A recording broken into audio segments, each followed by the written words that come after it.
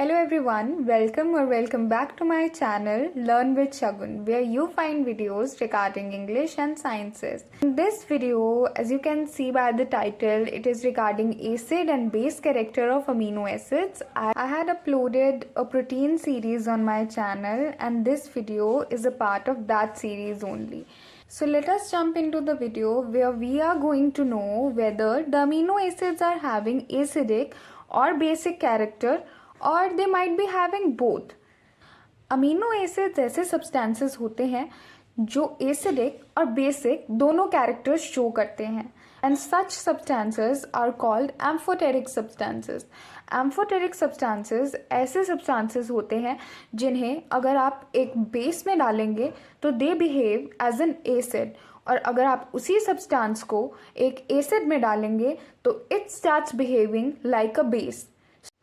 In my previous video, I have explained that जो हमारे amino acids होते हैं they exist as Zwitter ion, which is also called as internal salt, जो कि एक internal transfer के through form होते हैं. Now, if we focus on this Zwitter ion, we can see that it is bifunctional. We have already discussed in my previous videos in protein series that जो amino acid होता है that this is a bifunctional molecule, right? It is के पास ये जो हमारा ammonium ion है Zwitter ion में और ये जो carboxyl ion है both of these ions particularly are responsible for both the acidic and basic properties of amino acid. So keeping that in mind, let us move towards the acidic character property of amino acids. Now, this is a Zwitter ion, right? Here we are having a carboxyl ion and this is the ammonium ion, right?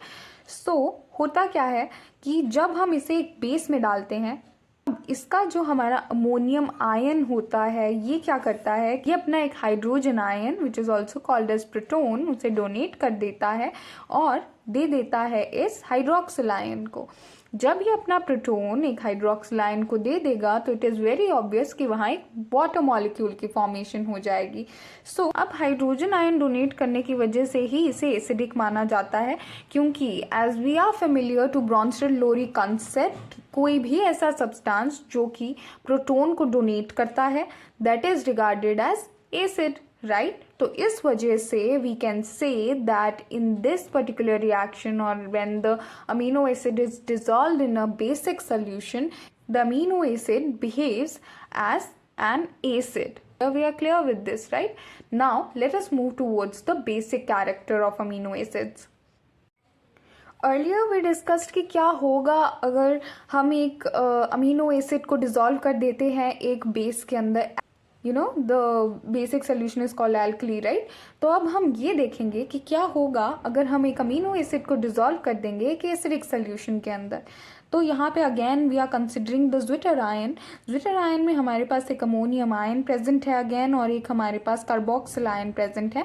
अब जब हम इसे एक acidic solution में डाल देते हैं तो ये जो कार्बोक्सिल आयन है ये एसिडिक सोल्यूशन का जो प्रोटोन है या हाइड्रोजन आयन है उसे एक्सेप्ट कर लेता है और ये एक एसिडिक सोल्यूशन में कन्वर्ट हो जाता है कार्बोक्सिलिक एसिड ग्रुप में. So now we can say कि ये एक बेस बिहेव कर रहा है. व्हाई?